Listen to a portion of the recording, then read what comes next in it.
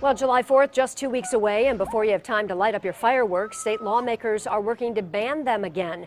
The law that allows people to set off commercial-grade fireworks has been in place for 4 years now, but there's a renewed push to stop it in its tracks. State Representative Henry Yanez is behind it, and before running for office, he was a firefighter. Unfortunately, Representative Yanez is still in session right now, but we have the next best thing. His legislative director, Robert Becker, joins us now from Lansing. Robert, thank you so much for joining us. Now, we know that those commercial grades are getting bigger and bigger every year.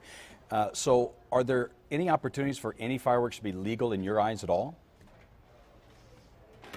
Actually, if you look at the legislation itself, that some of the fireworks that retains, like, sparklers, or they have the toy snakes, and they have little pop caps and the like, the things basically that you go back before the 2011 law that changed that. And I mean, it also gives provisions for amusement parks or local entities to grant permits so that parks and that can actually shoot off fireworks, so we can still have public displays. So it's not a complete ban of fireworks. Why does the representative want to see that ban? We mentioned he's a firefighter. I would assume maybe he has seen some injuries from these.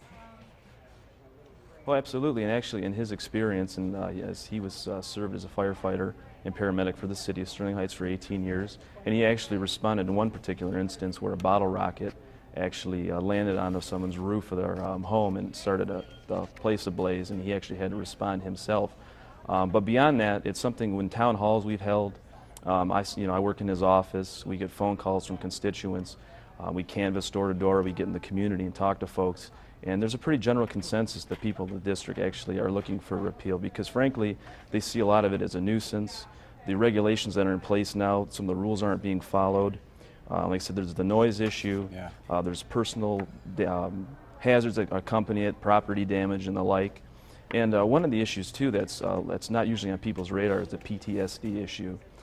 And actually, about 11 to 20% of veterans that come home from Iraq and Afghanistan are estimated by the Veterans Administration to suffer from PTSD or will at some point. And actually, it's been noted that fireworks displays actually exacerbate the condition. And as a result, we've actually seen across the state 12 state parks that actually have decided to go firework-free for the upcoming holidays out of respect for our men and women that have served us so honorably. And actually, we encourage other state parks, because right now in the Metro Detroit area, we don't know of any state parks doing that, but we encourage them to consider this, because ultimately, the reason we shoot these fireworks off is a celebration like Independence Day, birth of the nation. We honor our soldiers who fought for the country. We honor our soldiers who died for our country. And it's kind of paradoxical to honor them on the one hand by shooting them off and then disturbing some of them and come back with some of the gravest injuries. Yeah. We appreciate your time tonight, Robert Becker. Thank you so much. Keep us posted on that legislation, if you will.